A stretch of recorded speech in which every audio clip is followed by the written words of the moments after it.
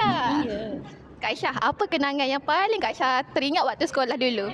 Tak ada pun, tapi dia spontan. First tu cikgu macam suruh wakilkan untuk baca syarahan, and then tahu-tahu dah sampai ke peringkat daerah. Kak Aisyah hebat dalam syarahan. Terima kasih Kak Aisyah. Okey, sama.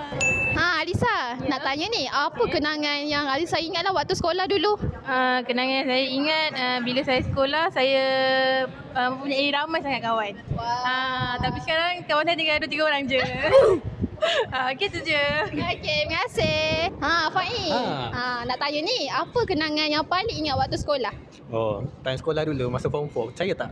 Aku tokoh pelajar. Iya ke kamu ni? Tak percaya. Tokoh pelajar sebab aku wakil negeri roket air kebangsaan.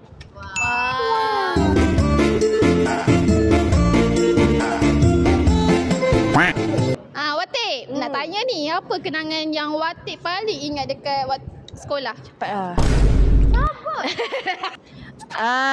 rindu kawan-kawan. Rindu cikgu. Rindu masih kantin. Rindu tukar kebun. Okey tu je, bye. Aisyah, apa baju sama ni? Okey Aisyah, apa kenangan yang paling Aisyah ingat waktu sekolah dulu? Okay, mostly kenangan dengan kawan-kawan sebab duduk asrama. Salah satunya sebab kan bilik kita orang bising, kita orang kena duduk kat depan court, lepas kita kena jerit ramai-ramai. Itu je ke? Itu je. Okay, terima kasih. Bye.